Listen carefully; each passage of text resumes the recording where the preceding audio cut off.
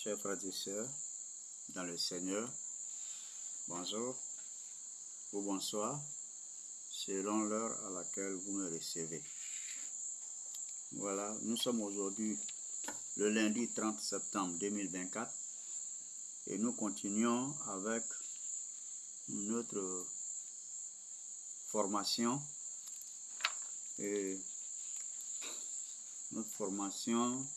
qui a pour thème la vie en Christ. La vie en Christ, nous sommes en train de parcourir la première session. Nous avons fait la première partie de la première session.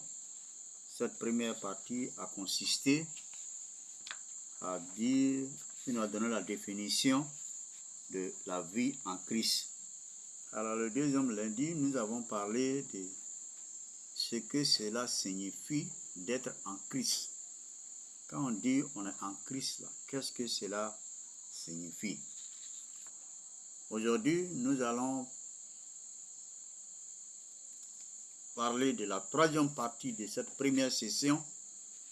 Cette troisième partie qui est intitulée la comparaison entre la vie en Adam et la vie en Christ. Selon 1 Corinthiens, chapitre 15, le verset 22. En lisant donc 1 Corinthiens, chapitre 15, le verset 22, voici ce que nous découvrons. Et comme tous meurent en Adam, de même aussi, tous revivront en Christ. Ce verset donc établit une comparaison entre la condition humaine héritée d'Adam, le premier homme, et celle héritée de Christ, le dernier Adam. Selon 1 Corinthiens, le chapitre 15, le verset 45. Voici donc une analyse comparative. Premièrement, nous allons parler de la vie en Adam. Origine. Adam est le premier être humain créé par Dieu. Mais il a désobéi à Dieu en mangeant le fruit de l'arbre défendu.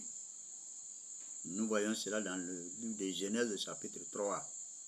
Cette désobéissance a introduit le péché et la mort dans le monde. La conséquence est que par Adam, tous les êtres humains héritent de la nature pécheresse et de la mort physique et spirituelle.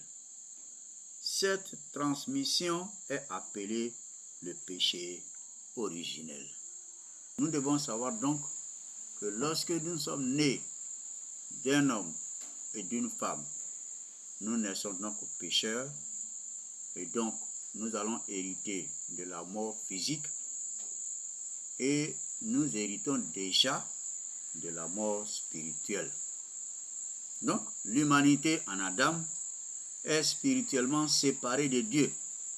Chaque être humain naît avec cette séparation et est enclin au péché. Donc, depuis que Adam et Ève ont commis le péché, l'homme a été séparé spirituellement de Dieu. La Bible dit que dans le jardin, pendant que le péché n'était pas encore intervenu, l'homme était visité de temps en temps par l'Éternel. Dieu venait lui rendre visite dans le jardin, Dieu parlait avec lui. Vous voyez que dans cette situation, étant en Adam, personne n'a la capacité, n'est-ce pas, de se soustraire, n'est-ce pas, à ces deux châtiments qui sont la mort physique et aussi la mort spirituelle. Et donc en Adam, l'homme est incapable de se réconcilier avec Dieu par ses propres efforts, car il est esclave du péché. Il n'a aucune force pour vaincre le péché. Il n'a aucune force pour surmonter le péché. Parce qu'il est esclave du péché. Le péché domine sur lui. Et donc, il vit non seulement dans le péché, mais il continue toujours de commettre le péché.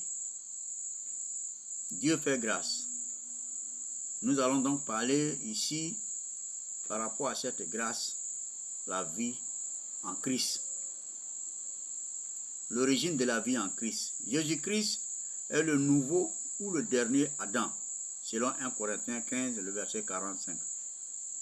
Par son obéissance parfaite et son sacrifice sur la croix, il a ouvert un chemin de rédemption pour tous ceux qui croient en lui.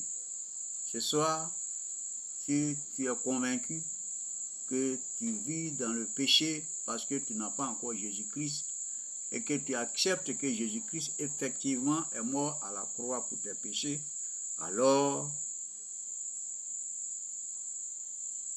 tu seras sauvé. Tu seras sauvé non seulement de la mort spirituelle, mais aussi de la mort physique.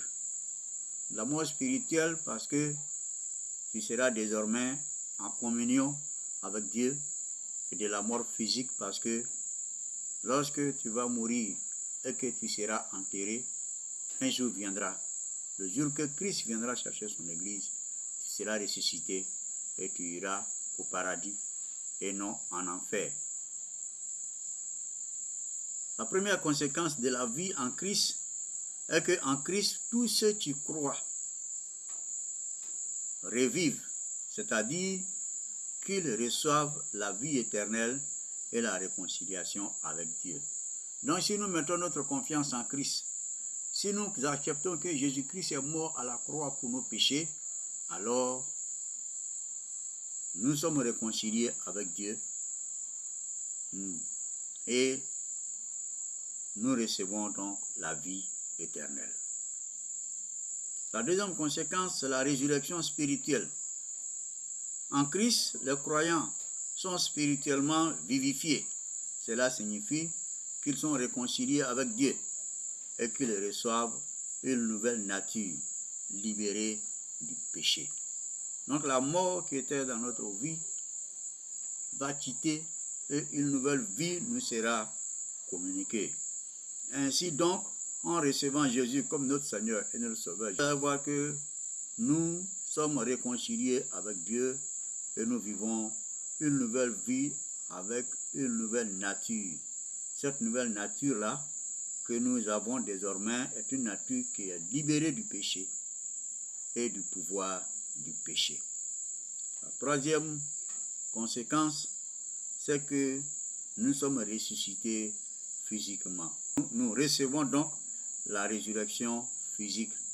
En Christ, donc, les croyants ont l'assurance de la résurrection des morts et de la vie éternelle avec Dieu, selon 1 Corinthiens 15, versets 20 à 23. La mort physique est vaincue par la résurrection de Jésus-Christ. Donc, cette résurrection, cette vie en Christ, c'est fait par la foi. La capacité donc que l'homme, l'être humain, peut avoir pour avoir une nouvelle naissance, pour avoir une nouvelle vie, pour être à même de vivre la résurrection, tout cela c'est par la foi. Donc par la foi en Christ, l'homme est réconcilié avec Dieu, reçoit le pardon des péchés et est capable de vivre une nouvelle vie sous la puissance du Saint-Esprit. Donc par la puissance du Saint-Esprit, vous allez voir que nous obtenons la foi en Jésus-Christ. Et cette foi en Jésus-Christ nous amène à être réconciliés avec Dieu, n'est-ce pas? Et à obtenir le pardon de nos péchés. Ainsi donc, le jour que nous ne serons pas de ce monde, Dieu permettra que nous puissions être ressuscités pour vivre éternellement avec le Seigneur dans le ciel. Que devons-nous retenir de tout ça? Nous devons retenir qu'en Adam, l'humanité hérite de la mort, du péché et de la séparation d'avec Dieu. En Adam, nous voyons la chute de l'humanité et son incapacité à se sauver elle-même. En Christ, Dieu fait grâce.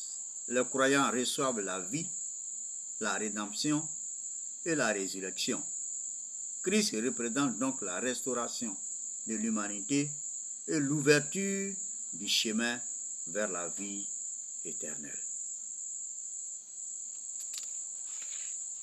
Ainsi, Adam est associé à la désobéissance et à la mort, tandis que Christ est associé à l'obéissance et à la vie éternelle. Le verset de 1 Corinthiens 15, 22 résume donc cette différence. En Adam, tous meurent, mais en Christ, tous revivront. Que Dieu vous bénisse et que sa grâce continue d'être sur vous. Dieu voulant, le lundi prochain, nous allons continuer notre étude, sinon notre formation. Dieu vous bénisse. Je voudrais dire ceci. Voilà. Abonnez-vous à ma chaîne, parce que chaque fois que je continuerai à vous donner cette formation, vous puissiez en bénéficier et que cela puisse vous aider à encadrer les fidèles dans vos différentes assemblées ou à vivre pleinement selon Dieu ou à accepter Jésus-Christ comme votre Seigneur et votre Sauveur personnel. Si vous avez des questions, vous pouvez me les poser en commentaire. Voilà, likez et partagez massivement pour que jusqu'au bout du monde, l'évangile soit porté. L'évangile soit porté. Ne le gardez pas pour vous seul. Partagez, partagez, partagez. Et c'est là pour la gloire de notre Seigneur et Sauveur Jésus-Christ. Je vous l'ai dit, la séance passée, que je suis l'apôtre le Pabi Jésus André. Je suis en Côte d'Ivoire. Je suis au 07 66 68 02. Si vous avez une question à nous poser, vous pouvez le faire directement à travers ce numéro de téléphone ou bien vous pouvez le faire à travers les commentaires. Dieu vous bénisse et Dieu voulant à lundi prochain. Amen.